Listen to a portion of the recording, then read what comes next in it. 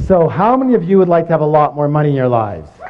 No, I said a lot more money in your lives. And how many would like to have a lot more happiness in your lives? And how many could stand a heck of a lot more of both in your lives? You've come to the right place. My name is T. Harbecker. Welcome to the Millionaire Mind, the secret psychology of wealth. The first thing I want to do is I want to acknowledge you for being here. There's a saying that says 80% of success is just what? Who can tell me? Showing up. So since I can't reach you all, I need you to do me a little favor. Simply reach around, pat both your neighbors on the back and go, congratulations for being here.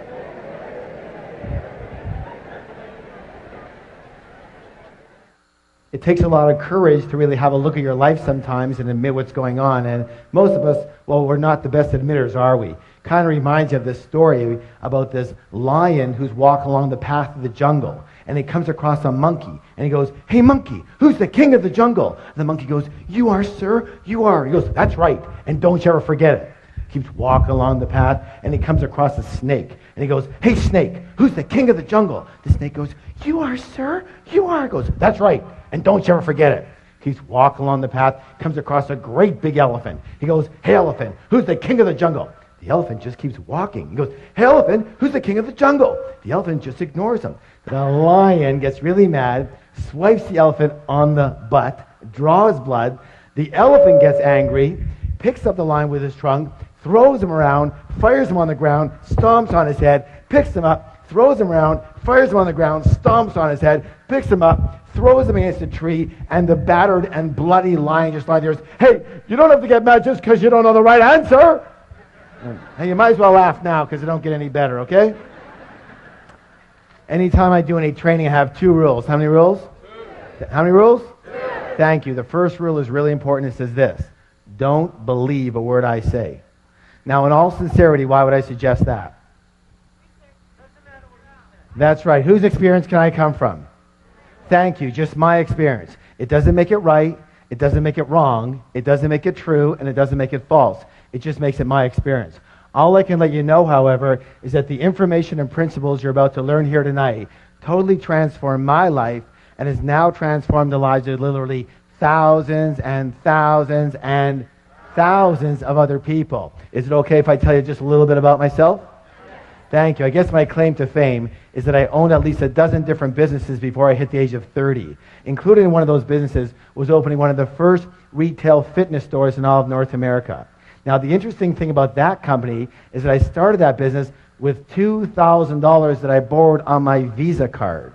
And from there, I was able to open 10 company-owned locations in only 2.5 years, and then sold half my company shares to a Fortune 500 company for $1.6 million. How many wouldn't mind starting with a $2,000 credit card loan and having $1.5 million in your pocket a couple years after that? Excellent. After that, I kind of semi-retired. I moved down to San Diego, and I began doing some consulting, some one-on-one consulting.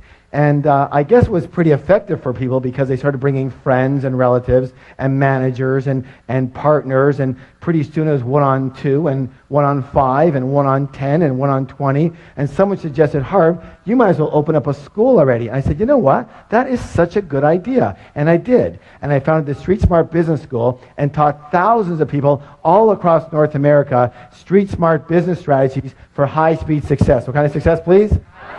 Thank you. And it was during these seminars that I noticed something. I noticed something very, very, very, very, very, very strange. Would you like to know what it was?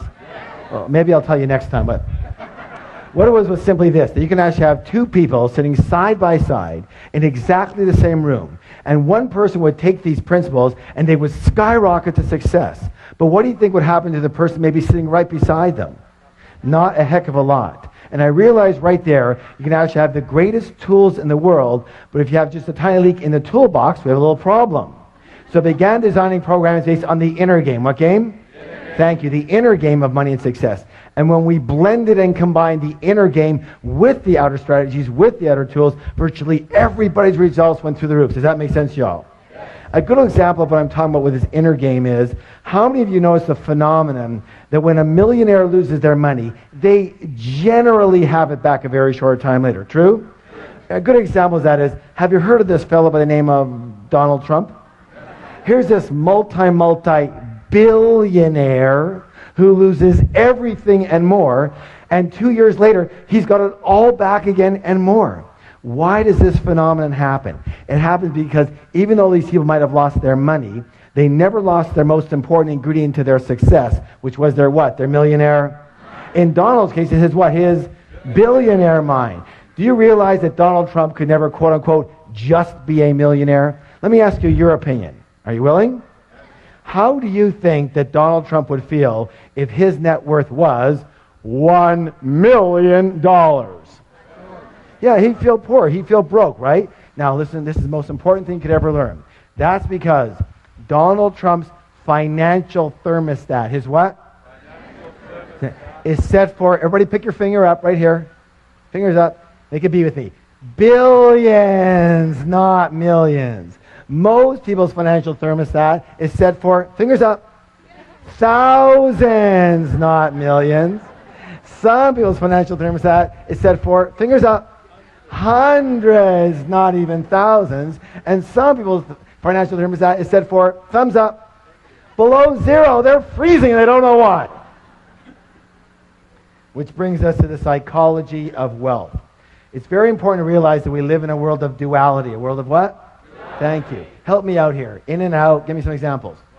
Black and white, hot and cold, back and forth, left and right, up and down. Excellent. Excellent. Take right and left. Is it possible to have a left side without a right side? Left of what? You see, they're a comparison. So just as there are outer laws to money, therefore there must be what? Excellent. You know, the fact is that most people do not reach their full potential. Most people are not successful. 80% of individuals will never become financially free in the way they would like to be financially free. And 80% of individuals will never claim to be truly, truly happy. And there's a reason. Would you like to know the reason? The reason is very simple. That most people are a little on the unconscious side. They live only on a very superficial level of life, only based in the visible world, only based in what they can see. Now, a good example I'm talking about here is we're going to call this the tree of life. Tree of what? Life. Excellent. And on this tree grows what? Fir. Who said fir? Fruits. What's the word? Fruits. So we take a look at the fruits of our life, which are our results, right? And we don't like them. They're too small. They don't taste good. There's not enough of them, right? Well, what do we tend to do? Don't we tend to focus more and more of our energy and focus on those fruits, on those results? Yes? Except for one thing that we forgot. What is it that created those particular fruits? It's what? It's those roots that create those fruits. It's what's under the ground that creates what's above the ground. It's what's invisible that creates what's visible. True or true? Is that sometimes or all the time? Let me ask you a question. Is this the way it is in nature or not? Yes. Are you a part of nature? Yes. Then it may be the case that it might be the same with us, yes? Yes. All right, very good. So, the most important thing that I think people need to realize that they just don't seem to get taught anywhere is that we don't live in only one realm alone. We live in at least 4 different worlds at once. We live in the mental world. What world? The mental world. We live in the emotional world. What world? We live in the spiritual world. What world? And absolutely we live in the physical material world. And what most people never get is that your physical material world, your results, what actually happens to you is nothing more than a printout of the other 3 areas. These are the fruits, but these are the roots that cause those fruits. This is your result, but these are your causes. Does that make sense? Yes? This is what's above the ground, but this is what's below the ground. This is what's visible, but this is what's invisible that causes what's visible. So, it boils down to this, that money in the real world, the real stuff, money, the physical reality, is nothing more than a result. It's a what? Result. Money is a result. Wealth is a result. Health is a result. Illness is a result. Your weight is a result. We live in a world of cause and Let me ask you a question. How many of you ever heard anybody allude to the fact that a lack of money was a little bit of a problem? Anybody ever hear that? Let me say this right now. A lack of money is never, ever, ever, ever, ever a problem. It's never a problem. A lack of money is merely a symptom. What's the word? Of what's going on underneath. Lack of money is just the result. What is the root cause? Meaning that the only way to permanently, what's the word please? Permanently change your outer world is to first change your what? You know what? We're going to give that some energy by doing a declaration together. Who can tell what a declaration is? A statement that we make what? Out loud. Thank you. And, you know, why does that work? And let me just put it this. I'm not going to get into the whole situation around it, but everything is one thing. Everything is energy. What is it? Energy. What is it? Energy. Everything is energy. And all energy travels in what? Frequencies and So when we make a statement out loud, we are sending a vibration, A, into the universe, and B, if we put our hand on our heart, on our chest, we feel the vibration of that specific statement throughout the cells of our body. Yes or yes?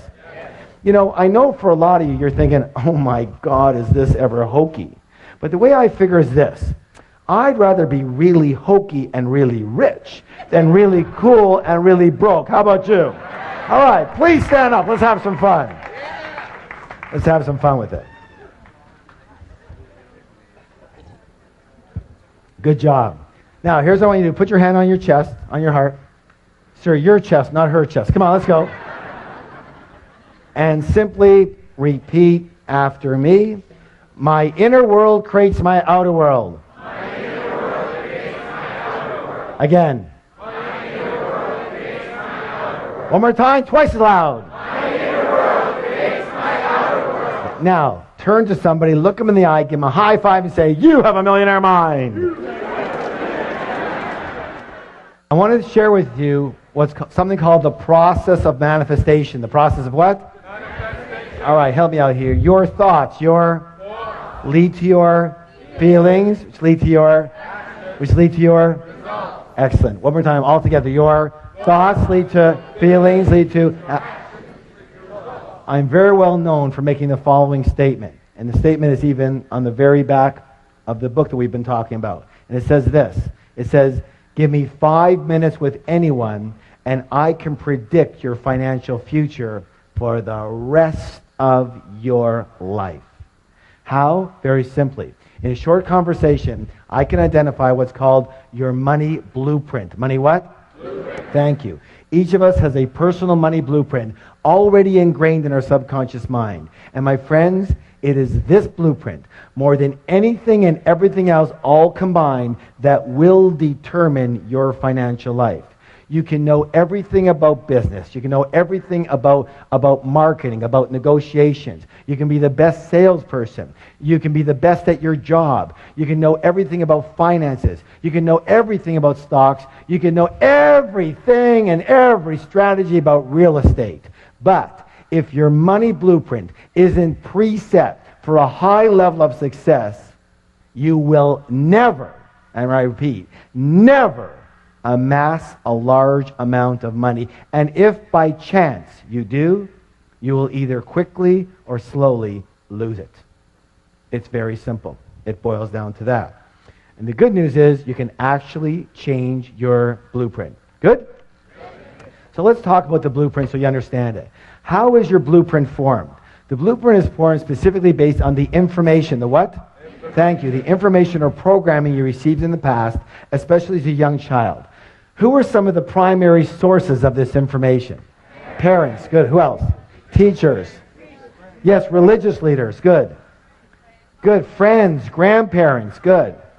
Yes, media. Very good. Culture. Let's take culture. That's a good one. Isn't it true that certain cultures have a certain way of thinking and dealing with money? Yes. And other cultures have a completely different way of thinking and dealing with money? Yes. And let me ask you a question. Does the child come out of the womb doing it that way, or were they taught how to do money that way? Thank you. Put your hand on your chest. Repeat after me. I was taught how to do money. Thank you. And so was I. We were all taught how to do money. And unfortunately, most of us were taught by people who either didn't have a lot of it or had a lot of emotional issues around it. True or true? So how are we taught? How are we conditioned? 3 primary ways. How many? 3. You guys are doing great. 3. And the first way is called verbal programming. What kind of programming, please? Thank you. That's all about what did you hear when you were young. The second one's called modeling. What's it called? Modeling. That's all about what did you see when you were young. And the third one's called specific incidents. Specific what? That's all about what did you experience around money, wealth, and rich people when you were young. Now, let's talk a little bit about verbal programming. Let me hear some of the phrases that you heard about money, wealth, success, rich people when you were young. What are some of the ones that you heard? Yes, money doesn't grow on? Yeah, what? It takes money to? What else? Money doesn't make you happy. Good. Money's the root of all. Okay. We can't, yeah, there's never rich people are greedy, criminals, crooks. Wonderful. That's perfect. That's perfect. Yeah. You can't take it with you, right? Spoken like a true spender. All right. Do you want to hear my father's favorite? Anytime I asked him for anything, he'd growl at me and go, hey, what am I, made of money? I used to joke around with him. I go, I wish. I'll take an arm, a leg. I'll take a baby finger, Dad. He never laughed once. Never once. Let me say this. All, what's the word? All. Each and every statement you heard when you were young, every one of those is lodged in your subconscious mind and part of the blueprint that is running your financial life. Let's talk about the next one, modeling. Here's an interesting one. What were your parents or guardians like in the arena of money when you were growing up? Did one or both of them manage money well, or did they mismanage money? Were they spenders or were they savers? Were they shrewd investors or were they non-investors? Did money come fairly easily in your household, or was it always a struggle? Let me ask you this. Was money a source of joy in your home too? Or was it a source of bitter arguments? Why are we talking about this? Because there's a saying that says this, monkey see monkey, and humans aren't far behind. So generally, we will tend to be exactly like, identical to one or a combination of both of our parents in the arena of money. Unless we're exactly the opposite. Why would someone be the opposite? That's right. It just depends on how angry you were at them or at the situation. You said, I will never live like this again. Got it? The third way is called specific incidents. Specific what? Specific incidents. Now, the best way to talk about that is with my own life and my own wife. Her name is Rochelle, and when she was 8 years old, she would hear the clanging of the ice cream truck coming down the street, and she would run to her mom and ask her mom for a quarter, and her mom would say, sorry, dear, I don't have any money. Go ask Dad. Dad's got all the money. She'd run on over to Dad. She'd go get her quarter. She'd go get her ice cream. She was a happy camper. The next week, she'd hear the clang of the ice cream truck come down the street. She would run to her mom and ask her mom for a quarter. And her mom would say, help me out now. Sorry, dear, I don't have any money. Go ask your dad. Dad's got all the... She'd run on over to Dad. She'd get her quarter. She'd go get her ice cream. She was a happy camper. Question! What did my wife learn about money? Yeah, first of all, that men have all the money. So when we first got married, what do you think she expected of moi? I'll tell you what, it wasn't quarters anymore. Somehow she graduated. What did she learn about women and money? That's right, that women don't have money. Mom, the deity, didn't have any money, doesn't have money. Therefore, the way of being for a good woman to be is not to have any what? Any money. And so whenever she had money, she'd have to what? Get rid of it. And she was darn good at it too. You know, she's very exact. You give her $100, she spent $100. You give her $200, she spent $200. You give her $500, she spent $500. You give her $1,000, she spent $1,000. Then she took one of my programs. She learned all about the art of leverage. I gave her $2,000, she spent $10,000. There was only one thing we ever fought about. Can you guess what it was? Money. And it almost cost us our marriage. And all I can say is thank God that we learned about the material we're talking about now and how to completely recondition each of our own blueprints, and, this is important, create a third blueprint for the relationship. Create a third blueprint for the what? as an umbrella for the relationship. Now, I want you to know something. As many of you know, as many graduates, we have a 3-day Millionaire Mind Intensive program. And one of the things I'm proudest about that program is what we're able to do for people in relationships around money. Because I know what was hurting me more than anything and biggest pain in my life. And what people don't really get is that each of you have your own blueprint, but you're going to need a third blueprint, like an umbrella blueprint, agreements, for example, on how the relationship's going to work around money. And most of us never entered a relationship with that in place. True or true? And most of us have never looked at it like that and go, let's create an umbrella blueprint, have we? And until you do, you'll always have problems with other people around money. So, all I can say is that it worked like magic, and we have never had a disagreement since. We fought every single day. Now, you would think that's an exaggeration, wouldn't you? I wish. No, some of you going, no. I wish. Every single day for 9.5 years. And we have never had a single disagreement around money since. And now it's been 11 years. Good or good? All right, give that a hand. Hey, you can do better than that. Let me hear ya. So the big question, even bigger question, the big question is this. What is your current money blueprint set for? Are you preset for success, for mediocrity, or for failure around money? Are you set for struggle with money or for ease around money? Are you set for working really hard for your money? Raise your hand if you're a big hard worker. Come on, let me see it. Where are you? Good. Nothing more than a preset pattern or program. That's all that is. Or are you set for having a nice balance in your life? Are you set for having a very consistent income or an inconsistent income? You know, the up and down yo-yo effect. First you got it, then you don't. Then you got it, then you don't. Then you got it, then... Raise your hand if you know that one really good. Nothing more than a preset pattern. That's all that is. Are you set for having a very high income, a moderate income, or a low income? Do you know there's actual numbered settings?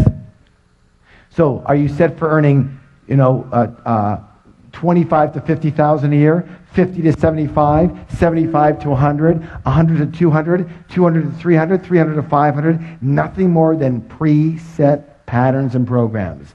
And are you preset for saving money? Or are you preset for spending money? Or are you set for avoiding the entire subject, if you could? Absolutely. Are you set for managing money well or for mismanaging money? For picking winning investments or picking losers? For trusting people with money or distrusting people with money? How can you tell what you're set for? Well, one of the easiest ways is what? Look at the fruits. That will tell you what the roots are set for. Let me give you an example of what I'm talking about. If the temperature in the room is 72 degrees, chances are really good the thermostat is set for how much, guys? 72. Now, here's where it gets really interesting. Now, imagine that it's really hot outside and the windows are open. Is it possible that the temperature in that room could, say, get to 77 degrees? Yes or no? But what will eventually happen? Thank you. The thermostat will kick in and drive that temperature back down to 72 degrees. Now, is it possible that because the windows are open and it's very cold outside, that the temperature in the room could, say, go to 65 degrees? But what will eventually happen? Thank you. The thermostat will kick in and drive that temperature right back to 72. Meaning that the only way to permanently, what's the word? Thank you. Permanently change the temperature in that room is to change that what? Thermostat. And the only way to permanently, what's the word? Permanently change your money life, your financial results, is to change your money what? Thermostat, otherwise known as your money blueprint. Does that make sense to you? All right, excellent. Now, who can tell me one of the simplest ways to make change? Decide one. What else? Yes, become aware of it. Good, good. Yeah, someone said marry rich. That's good. That's close. That's good. Obviously, one of the easiest ways to make a change is to model. What is it? Model people who have blueprints set for high levels of success. High levels of success, yes? And those people have a name. They're called rich people. And so one of the things we're going to do in the second part of the program here is talk just a little bit about how rich people actually think quite differently than most other people. But before we do that, we have to take a little stretch. So please stand up.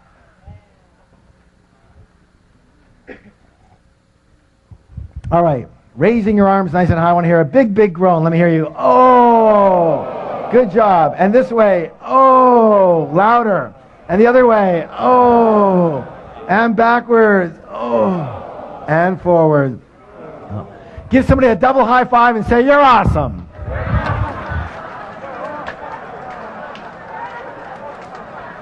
And have a seat. Have a seat. All right, let's get into some of these things that are lots of fun. So, the first way that rich people think quite differently than most poor and middle class people, and when I say poor and middle class, I mean the mentality more than necessarily the result. Of course, it depends on that, yes? All right, so let's go this one. Rich people believe what? I create, one more time, twice as loud. I create my life. And most poor and middle class people, what do they believe? Life happens to me. Life happens to me. If you want to create real wealth, it is imperative to believe that you are at the steering wheel of your life. You have to believe that you are the one who creates your success. You are the one who creating your mediocrity, and you are the one creating any financial struggle. Consciously or unconsciously is still you. But instead of taking full responsibility for what happens to them in their life, most people, well, they play the role of the what? The victim. Now, you can always tell a victim because they leave 3 indelible clues. And we're going to go over these right now. But before we do, I want you to realize that I do fully understand that what we're about to talk about here has nothing to do with anyone in this particular room. But just in case you know someone who should have been here, make sure you bring them next time. Yes? All right. So the first thing they do is what? They blame, that's right. They blame the economy. They blame their type of business. They blame the stock market. They blame the real estate market. They blame the city they live in. They blame the taxes. They blame the government. They blame their employer. They blame their employees. They blame their manager. They blame customer service. They blame their partner. They blame their upline. They blame their downline. They blame their husband. They blame their wife. And of course, everybody wants to blame their parents for something. Or the next thing they do is they do what? Thank you. They justify their situation by saying something like, well, you know, money's not that important. Let me ask you a question. If you said that your husband or your wife or your boyfriend or your girlfriend wasn't that important, would they be around for very long? I don't think so, and neither would what? You know, neither would money. And people come up to me in my major seminars all the time, and they'll walk up and they'll say something like that. They'll say, well, you know, Harv, money's not that important. And I'll go, you're broke, aren't you? And they'll go, well, right now I'm a little short. No, not right now, always. You've always been broke, yes or yes. And they go, of course they're broke. Of course they're broke. If you didn't think having a motorcycle was important, would you buy one? Would you have one? Of course not. If you don't think having a pet parrot is important, would you buy one? Would you have one? Of course not. If you don't think money's important, would you have any?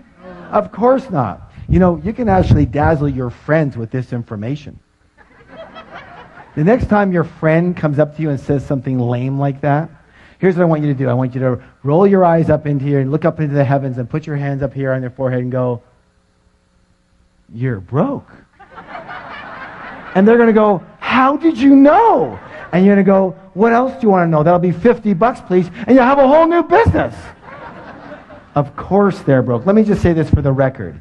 Anybody who says money is not important doesn't have any. True or true? All right, now, the third one here is absolutely imperative. What's it say, please? Complain. Let me say this right now. Complaining is the absolute worst possible thing you could do for your health or your wealth. The worst. Why? Well, one of our other programs is called the Wizard Training. What kind of training? And that's all about how do you manifest what you want with elegance and joy versus a lot of struggle. And the way to do that is using universal principles. And so you can be in alignment with the laws of nature instead of fighting against them. Does that make sense? All right. And one of those principles I'm sure you heard of, and it says this. I want you to repeat it. It says, what I focus on expands. Let me hear you. What I focus on expands. One more time. What I focus on expands. Tell somebody else, please. Excellent. Now, here it is. Let me ask you a question. When you are complaining, what are you focusing on? What's right with your life or what's wrong with your life? And since what you focus on expands, what are you now going to get more of? What's right with your life or what's wrong with your life? Absolutely, you're going to get more of what's wrong with your life. When you are complaining, you are actually attracting crap into your life. When you are complaining, you turn into this big, giant crap magnet. And have you ever heard that complainers, they usually say the same thing. Say, well, of course I complain. Look how crappy my life is. And now you know better, so you can say, no, it's because you complain that your life is so crappy. Shut up and don't stand near me.